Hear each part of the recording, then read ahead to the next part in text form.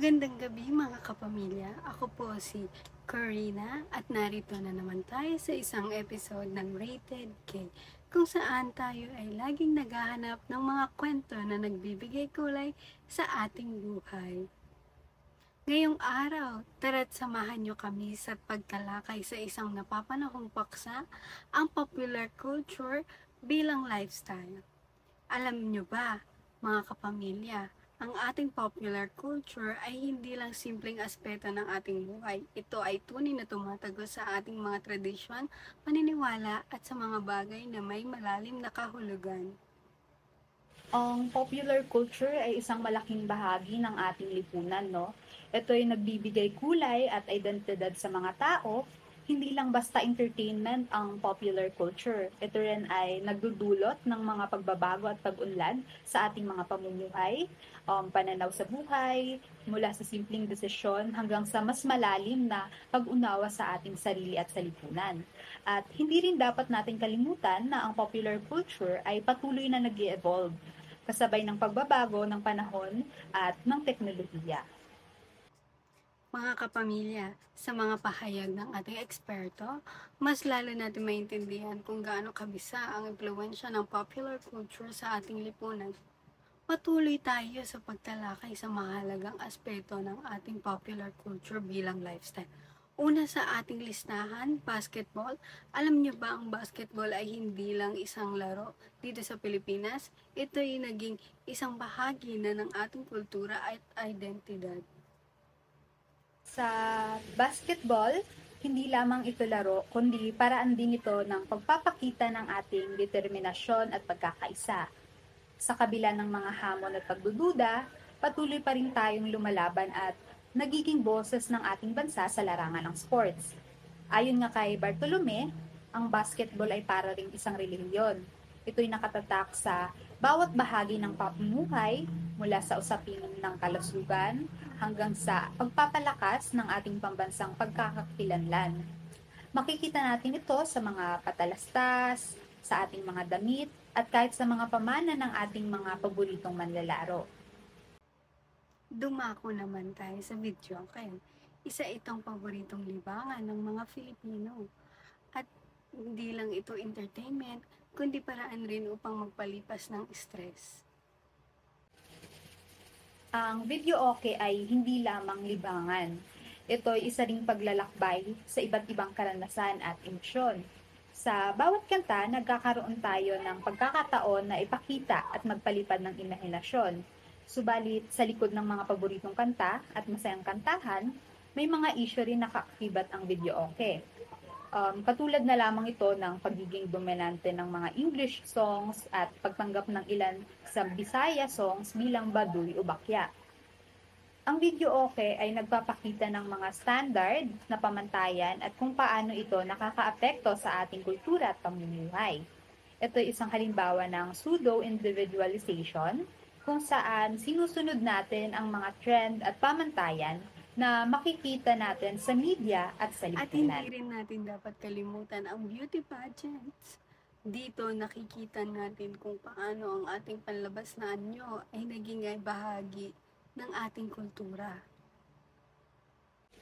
Ang beauty pageants ay isang plataforma para sa pagpapakita ng husay at karangalan ng mga kandidata. Ngunit may mga pagkakataon din na ang focus ay bumabalik sa physical na aspeto lamang. Nakakalimutan na ang kahalagahan ng talino at ng kasanayan. Ang mga beauty pageants ay hindi lang isang paligsahan, kundi ito'y isang daan sa paglalakbay ng identidad at globalisasyon. Sa bawat korona at kumpiyansa, nagiging boses ang mga kandidata sa mga issue ng ating lipunan at mundo. At huli naman, ang pag-shopping. Dito nakita natin kung paano ang pag-shopping ay naging bahagi na rin ng ating lifestyle at kultura. Ang pagpunta sa mall ay hindi lamang tungkol sa pagbili ng mga bagong gamit. Ito ay isang paraan din ng pagsama-sama ng pamilya at kaibigan at pagtatagpo ng mga tao mula sa iba't ibang antas ng lipunan. Ang mga malls ay hindi lamang isang establishmento ng kalakalan, ito ay nagiging simbolo rin ng pag-angat sa lipunan. Sa bawat pagbisita sa mall, nakakakuha tayo ng pagkakataon na maghangad ng mas magandang buhay at mas mataas na katayuan sa lipunan. Kahit nga wala tayong sapat na budget upang makabili ng bagong gamit, ang window shopping ay nagiging paraan natin na mga Pilipino para maipakita ang pangarap at inspirasyon na umangat sa buhay. Mga kapamilya, sa bawat aspeto ng ating popular culture, makikita natin ang pagpapahayag sa ating kultura at ang pagnanais na magbahagi ng ligaya at inspirasyon sa bawat isa.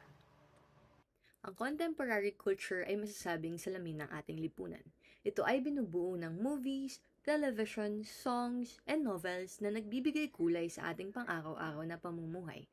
Isa sa mga pangunahing aspeto ng contemporary culture ay ang papel ng kababaihan. Sa mundo ng sining at kultura, patuloy ang laban ng mga babae sa diskriminasyon at stereotyping. Ayon kay Evelyn Reed 1970, ang mga babae hindi dapat ituring bilang isang uri ng mababang kaste, kundi ang pagkakaiba ng mga uri ng kababaihan ay bunga ng pagkakaiba sa antas ng lipunan. Mahalaga ang papel ng kababaihan sa contemporary culture.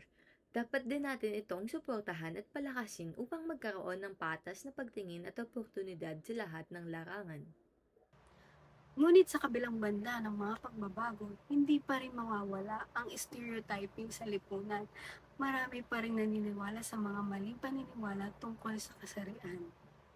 Ang stereotyping kasi ay nagdudulot ng hindi pantay na pagtrato sa kababaihan. Ito ay nagdudulot ng hindi pagka-pantay-pantay sa oportunidad at potensyal.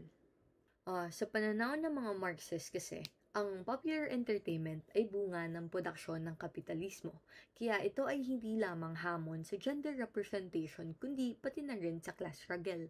Dapat natin tignan na ang gender representation ay hindi lamang sa pagitan ng mga kasarian, kundi pati na rin sa pagitan ng mga uri sa lipunan.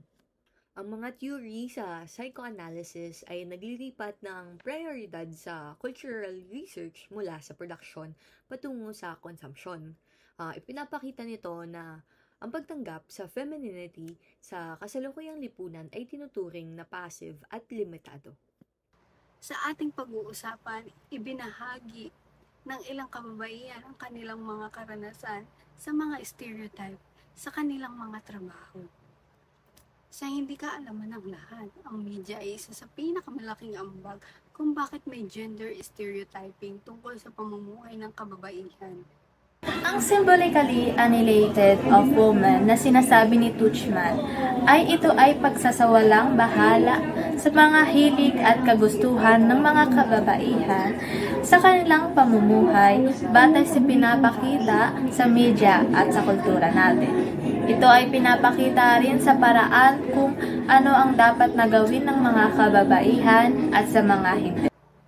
Ang mga kababaihan ay nililimitahan sa kanilang mga kagustuhan at minsan pa ay ang kanilang trabaho ang mag-alaga sa kanilang mga anak at maglinis ng bahay. Isa rin sa dahilan ay ang kalalakihan kung bakit may gender stereotyping na nagaganap sa kababaihan. Sapagkat ang mga media producer ay karaniwang puro kalalakihan ang nangunguna. Dahil doon, pinapakita nila sa mga palabas o sa mga advertisement na ang mga babae ay dapat asawa o girlfriend lang. Kung may trabaho man sila, minsan ito ay mababang posisyon katulad ng secretary, nurse, o receptionist lamang. Kaya naman hindi natin mawawari kung sa media o sa palabas, ang karaniwang tingin nila sa kalalakihan ay matapang, maganda, ang propesyon, at diktador sa lahat ng bagay.